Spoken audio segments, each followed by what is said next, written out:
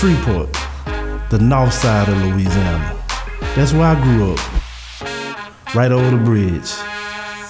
Not quite right there, right there. The Cooper Road, one of the largest black communities in America.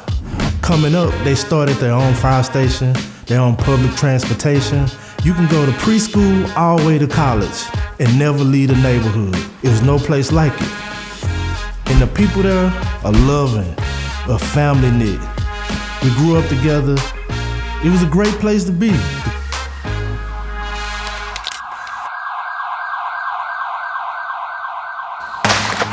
The 80s and 90s hit the Cooper Road hard.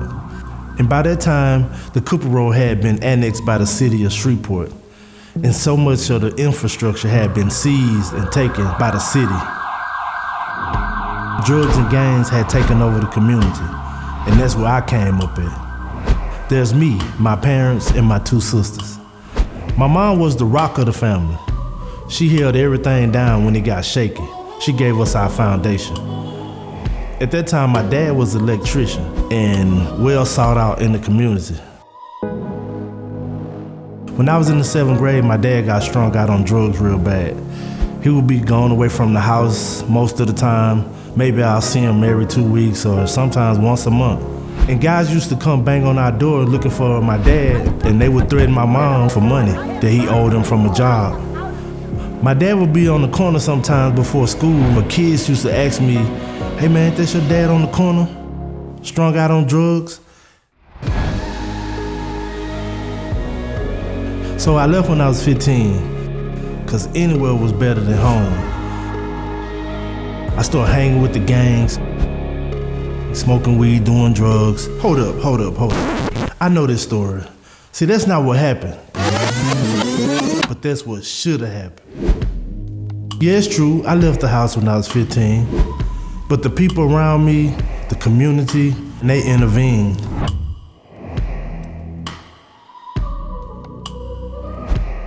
Now that's my boy Hans, local police officer. He stepped in and took me off the streets, gave me a place to stay, kept a roof over my head till I graduated from high school. Now that's Coach Stringer, my high school basketball coach. He kept us off the streets, in practice, 6 days a week. And what I learned from him was discipline and hard work. Because without hard work and discipline, we couldn't even be on the team. And because of Coach Stringer, I got a basketball scholarship at Southern University in Baton Rouge. See, college life was rough. I had no financial support, and my roommate asked me did I want to make money. He had this check scamming business going on. Everything was going good till I found myself in jail. I got kicked out of school, lost my scholarship. So now I'm back on the Cooper Road, living with my moms again, smoking weed with my little sister, hanging with the local gang members. Here come this sweet lady named Ida Stinson. She pulls up on me and my sister and said, "Y'all gonna be living with y'all mama till y'all turn 30. She chewed us out, she got on us, and I took her serious. And that next week, I went registered to get in school. So I got back in school, but I wasn't focused. Every other day, me and my homies, we going out to the club, drinking, smoking. I was going to class late, failing, skipping class. Finally, I got kicked out. Yeah, and then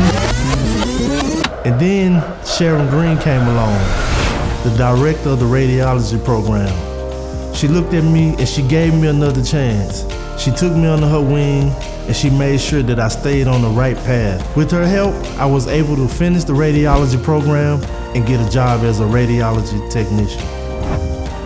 It takes one bridge to get to the Cooper Road, but it takes several bridges to get off the Cooper Road. And Ida, Coach Stringer, Dr. Green, and Hans Hopkins, those bridges redirected my life. But the one bridge that transformed my life was Jesus Christ.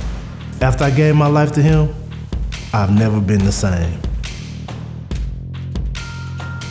Since then, I've moved to Dallas, been with my beautiful wife for 11 years, continued my career as a radiology technician, and graduated from the Potter's House School of Ministry. And as for my father, Jesus rescued him from his addiction. He restored our relationship and ordained my father as a pastor. See, here's the thing.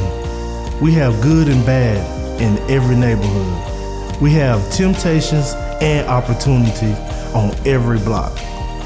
My story could have been a lot different.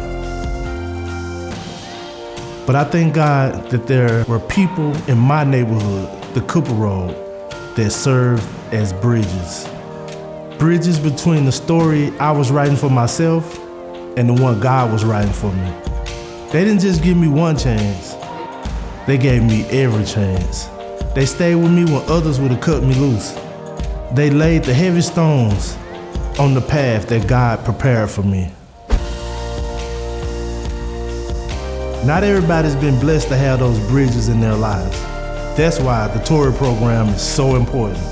Tory serves as a bridge for those who are finding their way back into society. Through healthcare, housing, education, employment, spiritual guidance, and family reunification.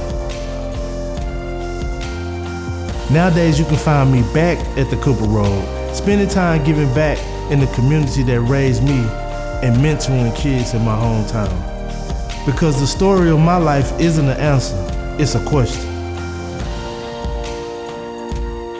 Who's gonna be the bridge for them?